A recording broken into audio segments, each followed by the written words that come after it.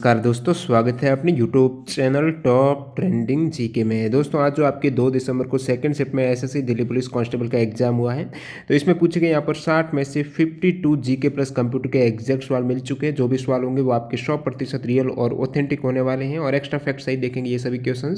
तो वीडियो को लाइक करते हुए कंटिन्यू कीजिए। इसकी पीडीएफ फाइल आपको जल्दी टेलीग्राम चैनल पर मिल जाएगी थर्ड शिफ्ट के वीडियो के बाद।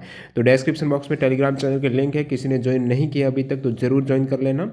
और वीडियो कंटिन्यू करें उससे पहले मैं आपको बता दूं, जो भी कैंडिडेट एसएससी सीएचएसएल एग्जाम की तैयारी कर रहे हैं तो अनअकैडमी आपके लिए लेके आया है सीएचएसएल मेगा टेस्ट है, जो कि आपके 3 दिसंबर को होने वाला है। बिल्कुल फ्री ऑफ कॉस्ट आप इसमें एनरोल कर सकते हो। एनरोलमेंट के वक्त आप टीटीजी के कूपन कोड अप्लाई कर देना तो फ्रीली एनरोल हो जाएगा।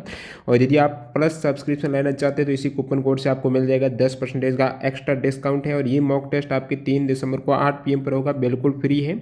मेगा मॉक टेस्ट रहेगा, उसका एनालिसिस है वो 4 दिसंबर को है, तो इसमें ऑल इंडिया रैंक भी पता चल जाएगा। और 4 दिसंबर को उसका आंसर भी आप देख सकते हो, जो कि वाईफाई की बेस्ट टीम के द्वारा ये आपके एनालिसिस किया जाएगा। तो जरूर एनरोल करना, लिंक आपको डिस्क्रिप्शन बॉक्स में मिल जाएगी। तो चलिए कंटिन्यू करते हैं। यहाँ पर देख लेते हैं जीके प्लस कंप्यूटर के जो सवाल सेकंड शिफ्ट में पूछे गए हैं। वीडियो थोड़ा डिले हो गया है और थर्ड शिफ्ट का वीडियो है वो लेट नाइट तक मैं डालने की कोशिश करूंगा। तो पहला सवाल देखिए, ईसा मसीह के पुनः जीवित होने पर कौन सा पर्व मनाया जाता है? तो ईस्टर हो जाएगा। ईसा मसीह के पुनः जीवित होने के बाद तो ये ईस्टर पर्व मनाया जाता है। ईसा मसीह, जो कि धार्मिक ग्रंथ के अनुसार ऐसा माना जाता है कि इसी दिन ईसा मसीह को सूली पर लटकाए जाने के तीसरे दिन यीशु यानी जो ईसा मसीह का ही नाम है, उनके मरे हुए में से पुनर्जीवित हो गए थे। और इस मर्त्योत्थान को ईसाई ईस्टर दिवस या ईस्टर रविवार मनाते हैं, तो ये ईस्टर हो जाएगा। बाकी क्रिसमस की बात करूं तो ये यीशु या फिर ईसा मसीह के जन्म की खुशी में मनाया जाने वाला पर्व है क्रिसमस, जो कि 25 दिसंबर को मनाया जाता है। अगला सवाल देखिए, विश्व जल दिवस कब मनाया जाता है? तो 22 मार्च को मनाया जाता है विश्व जल दिवस। अब की बार 2020 में इसकी थीम थी water and climate change. Next one, अगस्त 2020 में गोवा से राज्यसभा से कितनी सीटों की संख्या कितनी है? तो अगस्त 2020 तक जो गोवा में राज्यसभा में आवंटित सीटों की संख्या है, तो राज्यसभा और लोकसभा दोनों में देखिए, राज्यसभा की 1 सीट है गोवा में और लोकसभा की 2 सीट है। बाकी यहाँ पर मैं बात करूँ गोवा में या विधानसभा की तो 40 सीटें हो जाएगी। और कौन से राज्य हैं जहाँ पर विधानसभा और लोकसभा की केवल 1-1 सीट है?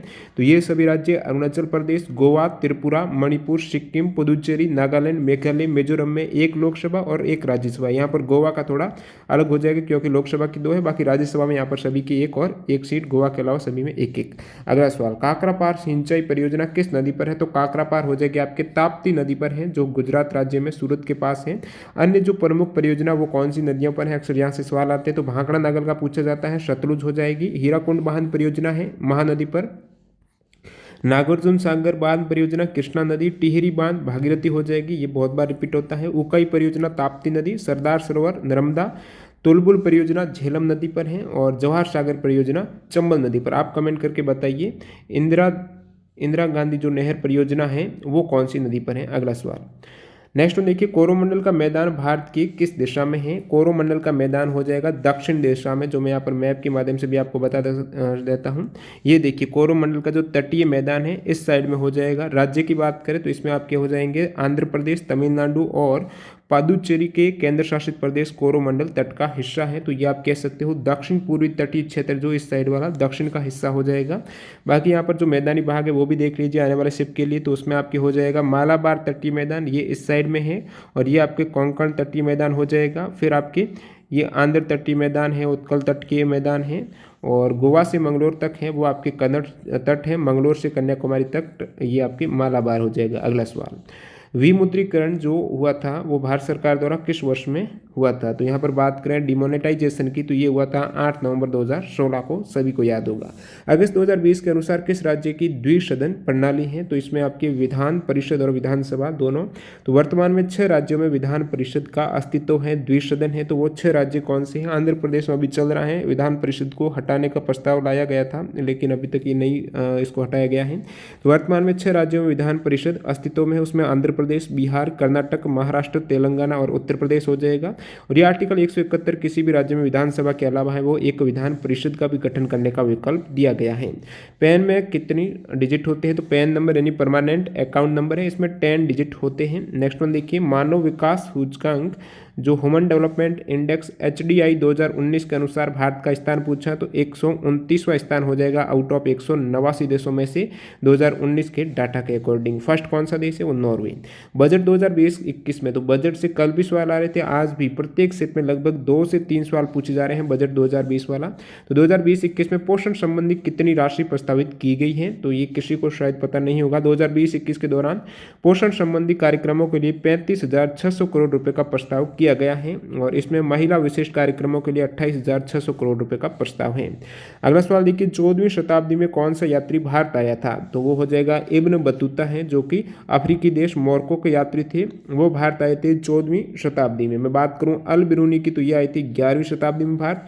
हेनसांग आए थे 7वीं सदी में भारत आए थे। किनके काल में? बहुत बार पूछा जाता, तो हर्षवर्धन के काल में आए थे। फैयान आए थे चंद्रगुप्त द्वितीय या फिर विक्रमादित्य के काल में आए थे भारत। और ये चीनी यात्री फैयान 402 में आए थे भारत।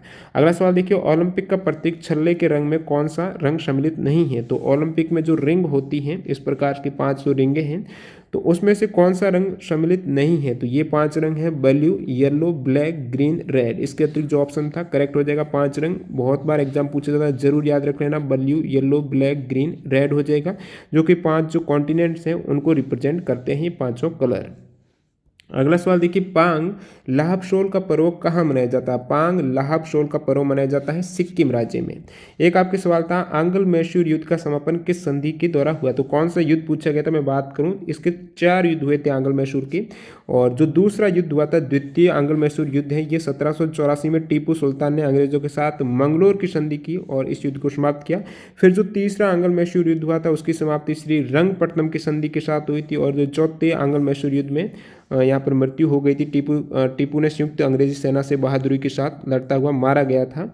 और मैसूर को जीतने की खुशी में जो आयरलैंड के लॉर्ड समाज ने वेलेस्ली को मार्क्विस की उपाधि भी दी थी चौथे आंग्ल मैसूर जीतने के बाद। तो ये आपके हो गए दूसरे और तीसरे के मैंने बता दिया। What is the full form of POP in computer? Computer में पीओपी की full form post office protocol हो जाएगी। सीलिंग, तो फ्लोर आया था एक सेट में, उसके बाद मैंने वीडियो भी बनाया था सीलिंग का, तो यहाँ से आज सीलिंग का पूछ लिया है।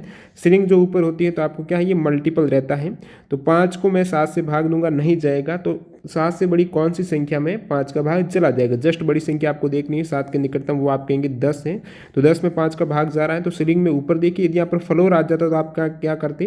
तो ये 7 5 फ्लोर करके दे देता, तो इसका आंसर क्या हो जाता? फ्लोर में 7 से कम, 7 से छोटी कौन सी संख्या है सबसे निकटतम जिसमें 5 का भाग जाता, तो वो 5 ही हो जाती, और 7 और 5 का जो सीलिंग है वो 10 हो जाएगा। अगला सवाल, बुलेट पॉइंट्स कम्स अंडर। जो बुलेट्स पॉइंट होते हैं, जैसे कि इस एरो करके पॉइंट वाले जो किसी भी लाइन से आगे रहते हैं, तो वो पैराग्राफ में एंटर करने के लिए बुलेट पॉइंट्स को लाइन के आगे आप लगाने के लिए कौन सा कमांड रहेगा उसमें? तो ये होम टैब के अंतर्गत मिल जाएगा आपको। जो होम टैब है एमएस वर्ड में, उसमें ही जो पैराग्राफ का सेक्शन है वहाँ पर बुलेट का ऑप्शन मिलेगा, तो होम टैब करेक्ट। उसमें पेज लेआउट वगैरह थे, तो उसमें वो होम टैब करेक्ट होना चाहिए। एमएस वर्ड में सबसे दाईं तरफ कौन सा बार होता है? तो एमएस वर्ड में सबसे दाईं तरफ, देखिए यहाँ पर 2 सवाल पूछे गए थे या फिर एक स्टूडेंट ने एमएस एक्सेल का बताया है कि सबसे ऊपर कौन सा बार होता है, एक स्टूडेंट ने एमएस वर्ड में सबसे राइट साइड में कौन सा बार होता है। मैंने आप दोनों बता देता हूँ। तो एमएस वर्ड में सबसे राइट साइड में स्क्रॉल करने का होता है, ऊपर नीचे पेज करने का, वो वर्टिकल स्क्रॉल बार हो जाएगा। नीचे जो रहता है सबसे, वो आपकी हॉरिजेंटल स्क्रॉल बार है। तो मैं आपको एमएस वर्ड का ये बता देता हूँ, देख के जाना, एग्जाम यहाँ से सवाल बन रहे हैं। तो सबसे ऊपर एमएस वर्ड में होता है ये टाइटल बार, और सबसे नीचे होता है स्टेटस बार। इधर हो जाएगा वर्टिकल स्क्रॉल बार, और ये आपके हो जाएगा इस साइड, सबसे लेफ्ट साइड में वर्टिकल रूरल है जो स्केल रहती है।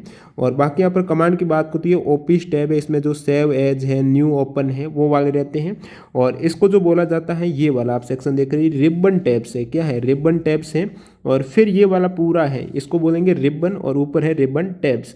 और ये हॉरिजेंटल रूलर हो जाएगा, और ये आपके वर्टिकल रूलर। और बाकी यहाँ पर आप देख सकते हो, ये हेल्प बटन है, और व्यू रूलर बटन है, वर्टिकल स्क्रॉल बार जो आपके पूछा गया था, ब्राउज बटन हो जाएंगे। तो ये एमएस वर्ड के जो आप एलिमेंट है, होम स्क्रीन के एलिमेंट है, ज़रूर देख के जाना।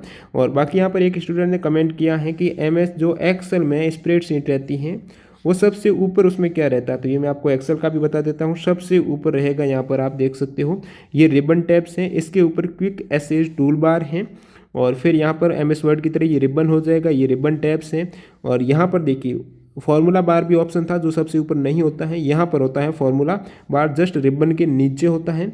ये आपके नेम बॉक्स हैं, एक्टिव सेल बॉर्डर हैं, ये आप देख सकते हो। बाकी ये कॉलम लेटर्स हैं और ये आपकी सेल हो जाएगी जहाँ पर रो और कॉलम आपस में इंटरसेक्ट करते हैं। सबसे नीचे आपको देखने को मिल जाएगी स्टेटस बार। अगला सवाल देखिएगा, 1658 में औरंगजेब ने किस नदी के किनारे युद्ध लड़ा था, ये सवाल पूछा गया था।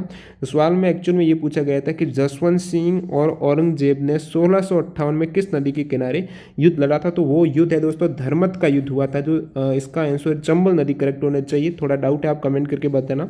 चंबल नदी के किनारे ये युद्ध हुआ था, धर्मत का युद्ध, जो कि 15 अप्रैल 1658 ईस्वी को लड़ा गया था। और किन के मध्य हुआ था, तो ये शाही सेना जिसका नेतृत्व दारा शिकोह के साथ राजा जसवंत सिंह और कासिम अली, तो दारा शिकोह राजा जसवंत सिंह, और ये औरंगजेब का उत्तराधिकार का युद्ध था जिसमें जसवंत सिंह साथ दे रहे थे दारा शिकोह का, और उस साइड थे औरंगजेब जिसके साथ मुराद था, और इनके मध्य युद्ध हुआ था जिसमें औरंगजेब जीत गए थे। किस मुगल शासक ने गोलकुंडा को जीता था, इसके साथ साथ एक और स्थान का नाम था गोलकुंडा, और कुछ याद नहीं आ रहा स्टूडेंट को, तो औरंगजेब थे। किस मुगल शासक ने गोलकुंडा को जीता था, तो औरंगजेब। गोलकुंडा है कहाँ पर, यह भी एसएससी के द्वारा पूछा हुआ सवाल है। तो दक्षिणी भारत में हैदराबाद नगर में है, और इस दुर्ग का निर्माण वारंगल के राजा ने 14वीं शताब्दी में करवाया था। 1687 में औरंगजेब ने इसे जीता था। मूसी नदी के तट पर यह स्थित है।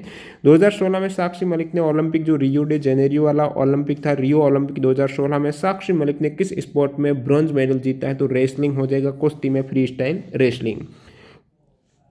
कौन सा कंकाल तंत्र का हिस्सा है, ये ऑप्शन थे जिसमें जांग की हड्डी जो फीमर है वो कंकाल तंत्र का बिल्कुल हिस्सा है। देखिए कंकाल तंत्र है जो ऊपरी वाला, जैसे कि अस्थियां हो गई, उपास्थि हैं, टेंडन है, लेगामेंट है, ये सभी संयोजी ऊतक रहते हैं, वो कंकाल तंत्र के पार्ट हैं। उज्जैन किस नदी के किनारे स्थित है, कुंभ वाला आपको पता ही होगा, शिप्रा नदी के किनारे पर बसा है उज्जैन, और उज्जैन भारत के मध्य प्रदेश का प्रमुख शहर है। पंजाब हिमालयाज की नदियों के बीच में स्थित है, तो आपको पता होना चाहिए पंजाब हिमालय है वो किसको बोला जाता है, तो वेस्टर्न हिमालय है उसको ही पंजाब हिमालय बोला जाता है, जो सिंधु और सतलज नदी के बीच में स्थित है। भारत सरकार की योजना एक भारत श्रेष्ठ भारत के तहत मानव संसाधन मंत्रालय ने उत्तराखंड राज्य को किस राज्य से जोड़ा है, तो एक भारत श्रेष्ठ भारत जो योजना है इसके तहत उत्तराखंड राज्य को कर्नाटक के साथ कनेक्ट किया है। तो ये योजना का जो उद्देश्य है वो विभिन्न सांस्कृतिक गतिविधियों के माध्यम से राष्ट्रीय एकता की भावना को बढ़ावा देना है, और ये दो अलग अलग राज्यों को जोड़ीदार बनाया गया है सांस्कृतिक आदान प्रदान करने के लिए। तो इसमें किन किन राज्यों को जोड़ा गया है वो देख लीजिए आने वाले सप्ताहों के लिए। तो जम्मू कश्मीर राज्य को तमिलनाडु के साथ, जम्मू कश्मीर तमिलनाडु हो जाएगा सबसे ऊपर और नीचे, पंजाब को आंध्र प्रदेश के साथ में, और उसके बाद यहाँ पर बात करूँ उत्तराखंड को कर्नाटक के और हिमाचल प्रदेश को केरल, दिल्ली को सिक्किम और राजस्थान को असम के साथ जोड़ा गया। तो ये सभी आप याद रखना। भारत ने बजट 2020 के अंतर्गत किस जानवर की सुरक्षा हेतु बांग्लादेश, नेपाल, म्यांमार के साथ समझौता किया है, इसका आंसर शायद डॉल्फिन होना चाहिए, बाकी आप कंफर्म करके बताना। ये बजट 2020 के अंतर्गत किस जानवर की सुरक्षा हेतु बांग्लादेश, नेपाल और म्यांमार के साथ समझौता किया है।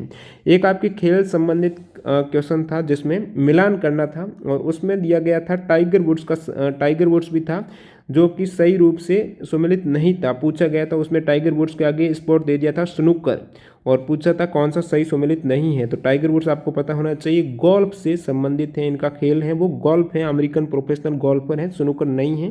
अगला सवाल देखिए, विक्रम देव चरित पुस्तक के लेखक कौन है, तो ये भी आपकी पुस्तक और उनके लेखक से मिलान का सवाल था। उसमें ये भी था आपके विक्रम देव चरित भी था, रामचरित मानस भी था, और ये भी था आपके राज तरंगनी। तो ये सभी आपके ऑप्शन दिए गए थे। मैं बात करूं विक्रम देव चरित पुस्तक के लेखक की, तो वो थे बिल्हण।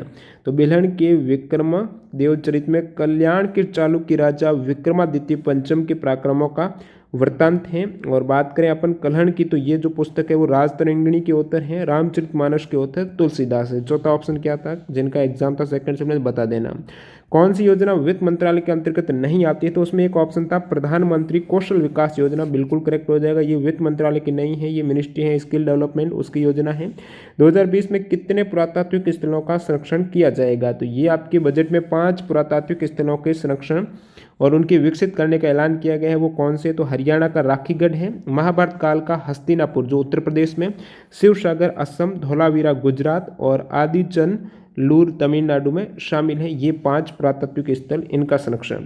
एक सवाल था आपके मंडोवी नदी किस राज्य में है, या फिर पूछा था मांडवी बीच, दोनों में से कौन सा था, आप कमेंट करके बताना। यह दोनों ही अलग अलग पूछे गए थे, वो भी बता देना। दोनों ही इंपॉर्टेंट सवाल हैं। ये सवाल आ चुका है। जुआरी जो नदी है एसएससी के द्वारा पूछा हुआ है, इस शिफ्ट में नहीं था, लेकिन जो जुआरी नदी है और मांडोवी नदी है, दोनों ही गोवा की प्रमुख नदियां हैं। वेरी इंपॉर्टेंट क्वेश्चन हो जाता है जुआरी और मंडोवी नदी से। और बात करूं मैं मांडवी बीच की, तो मांडवी बीच है गुजरात में। दोनों ही अलग अलग राज्य हो जाएंगे।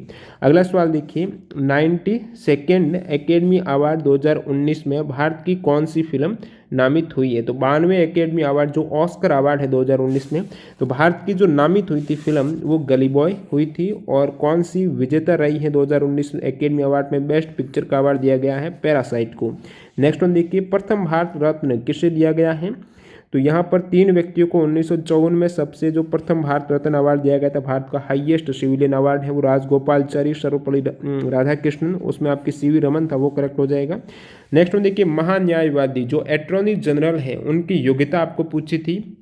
तो जो व्यक्ति सुप्रीम कोर्ट न्यायाधीश बनने की योग्यता रखता है, ऐसे किसी भी व्यक्ति को राष्ट्रपति है वो महान्यायवादी के पद पर नियुक्त कर सकता है। जो सुप्रीम कोर्ट न्यायाधीश की योग्यता रखता है, मतलब बात करें महान्यायवादी की योग्यता की, तो वह किसी भारतीय राज्य के हाई कोर्ट उच्च न्यायालय के न्यायाधीश के रूप में या उच्च न्यायालय के अधिवक्ता के रूप में 10 वर्ष पूर्ण कर चुका हो, हाई कोर्ट में 10 वर्ष पूर्ण कर चुका हो, वो फिर हो जाएगा। सुप्रीम कोर्ट का भी न्यायाधीश हो सकता है। अब देखिए, भारत सरकार का मुख्य कानूनी सलाहकार होता है कौन, ये अटॉर्नी जनरल है। भारतीय उच्चतम न्यायालय में सरकार का प्रमुख वकील वर्तमान में जो 15वें अटॉर्नी जनरल हैं वो है के वेणुगोपाल। कबड्डी में टोटल कितने प्लेयर्स होते हैं, 7 करेक्ट हो जाएगा। प्रकाश संश्लेषण के दौरान पौधे सूर्य का कितना प्रतिशत भोजन के रूप में उपयोग करते हैं, तो लगभग यहाँ पर 3% के आसपास हो जाएगा। इसका 15वें वित्त आयोग के अध्यक्ष कौन है, तो वो है NK सिंह है। 2020 से 25 इसका कार्यकाल है वित्त आयोग का। जल जनित रोग कौन सा है, ये था ऑप्शन में आपके येलो फीवर भी था, वो करेक्ट हो जाएगा। बाकी में दूषित जल से रोगजनक जीवों से उत्पन्न जीवन जैसे कि विषाणु द्वारा, जो विषाणु जल में है, तो जल जनित रोग में विषाणु के द्वारा पीलिया हो जाता है, पोलियो है, जुकाम, संक्रामक यकृत शोथ, चेचक, गैस्ट्रोएंटराइटिस हो जाता है। और बैक्टीरिया के द्वारा हो जाता है अतिसार, पेचिश, मियादी बुखार है, अति ज्वर, हैजा, कुकर खांसी, सुजाक और जठरांत शोथ प्रवाहिका। प्रोटोजोआ के द्वारा पायरिया, पेचिश, निद्रा रोग, मलेरिया हो जाता है। इसमें आपके ये भी हो जाएगा येलो फीवर, अमीबियोसिस रुग्णता है और जियार्डियोसिस रुग्णता, ये सभी आपके दूषित जल से। किस पर जीएसटी की छूट है, जीएसटी किस पर अप्लाई नहीं होता, जो पेट्रोलियम प्रोडक्ट हैं, अल्कोहलिक ड्रिंक्स हैं और इलेक्ट्रिसिटी के, इन पर जीएसटी टैक्स लागू नहीं होता है। कौन से अधिनियम के द्वारा संविधान के अनुच्छेद 326 का संशोधन करके मताधिकार की आयु है वो 21 वर्ष से घटाकर 18 वर्ष जो की गई है, मताधिकार की आयु 21 से 18, वो 61वें संविधान संशोधन के तहत की गई है। डाउन सिंड्रोम किस क्रोमोसोम की वजह से होता है, तो डाउन सिंड्रोम की बात करूं तो ये ट्राइसोमी 21 के नाम से जाना जाता है, जो कि क्रोमोसोम 21 की तीसरी प्रतिलिपि के सभी या किसी भी हिस्से की उपस्थिति के कारण होता है। तो क्रोमोसोम 21 की तीसरी प्रतिलिपि के कारण डाउन सिंड्रोम। टर्नर सिंड्रोम की बात करें तो इसे 45X या फिर 45X0 भी कहा जाता है। और टर्नर सिंड्रोम में ऐसी स्थिति जिसमें स्त्री आंशिक रूप से या पूरी तरह से X क्रोमोसोम गायब हो जाता है, वो आपके एक X क्रोमोसोम गायब, टर्नर सिंड्रोम। देश और राजधानी का सही मिलान करना था और उसमें एक गलत सुमेलित दिया गया था, म्यांमार की राजधानी जो कि नेपिडो है, और वो सही सुमेलित नहीं था। गोवा का समुद्री तट किससे लगता है, तो गोवा का जो समुद्री तट है वो एक तो महाराष्ट्र से हो जाएगा और फिर कर्नाटक के साथ। नेक्स्ट वन देखिए, switch between all open application in task bar. तो टास्क बार में आपके जितने भी एप्लीकेशन ओपन की गई हैं उसको आप स्विच कर सकते हो एक से दूसरे एप्लीकेशन में, वो अल्ट के साथ टैब हो जाएगी। ग्रहों का रंग किस पर निर्भर करता है, तो उस ग्रह के एटमॉस्फेयर पर निर्भर करता है ग्रहों का कलर। छऊ लोक नृत्य का कौन सा प्रकार है जो यूनेस्को सूची में शामिल है, तो यूनेस्को में आज एक दो सवाल आ गए हैं। एक तो आपके फर्स्ट शिफ्ट में आया था जो कालबेलिया 2010 में यूनेस्को लिस्ट में शामिल किया गया था, वो पूछा था। इसमें पूछ लिया छऊ लोक नृत्य का कौन सा प्रकार यूनेस्को सूची में है, तो वो है पुरुलिया छऊ नृत्य को यूनेस्को की विश्व धरोहर की सूची में शामिल किया गया है। इसके 3 प्रकार हैं, सेरेकेले छऊ, मयूरभंज छऊ और पुरुलिया छऊ, जो कि बंगाल, उड़ीसा एवं झारखंड से प्रचलित है। अगला सवाल देखिए, 1881 ईस्वी में सबसे पहले कारखाना एक्ट है वो किसके काल में पारित किया गया था, तो कारखाना एक्ट है ये लॉर्ड रिपन ने पारित किया था। और अभी जो वर्तमान में कारखाना फैक्ट्री एक्ट है वो 1948 का है और उसमें संशोधन हुआ है 1948 वाले का 1987 में। अगला सवाल देखिए यहाँ पर, which feature got remove from clipboard after new update in MS word. तो इस टाइप से कुछ एग्जैक्ट सवाल नहीं है। जो क्लिपबोर्ड रहता है कॉपी और पेस्ट वाला, उसमें से कौन सा फीचर रिमूव किया गया MS वर्ड में। तो क्या ऑप्शन थे, आप कमेंट करके बताना। अंधेर नगरी चौपट राजा, ये किसकी रचना है, तो भारतेंदु हरिश्चंद्र की है। एक आपके सवाल था बजट का संबंध नहीं है इनमें से, तो सरप्लस है और आरक्षित है, घाटा है, तो किसका संबंध बजट से नहीं है। चौथा क्या ऑप्शन था बता देना। और फिर एक आपके सम्मिलित का ये भी था कंदरिया मंदिर, और उसमें दिया मध्य प्रदेश है। फिर एक राम मंदिर था हम्पी, घोषखंड का मकबरा दिल्ली है, कन्हेरी की गुफा मुंबई है। तो ये एग्जैक्ट समझ नहीं आ रहा क्या पूछा था इसमें। बाकी यहाँ पर बात करूँ, कंदरिया मंदिर मध्य प्रदेश में करेक्ट है, कन्हेरी की गुफा है ये मुंबई में है, कन्हेरी गुफाएं भारत के मुंबई शहर में स्थित प्राचीन गुफाएं हैं, और कंदरिया टेम्पल जो महादेव मंदिर है ये आपके खजुराहो मध्य प्रदेश में है। तो बाकी दो ऑप्शन स्पष्ट नहीं समझ में आ रहे हैं। तो इस प्रकार आपके टोटल 60 में से 52 एग्जैक्ट सवाल मैंने बता दिए हैं। वीडियो पूरा देखने के लिए आपका बहुत बहुत धन्यवाद। मिलते हैं थर्ड शिफ्ट वीडियो के साथ, तब तक के लिए वंदे मातरम, जय हिंद दोस्तों।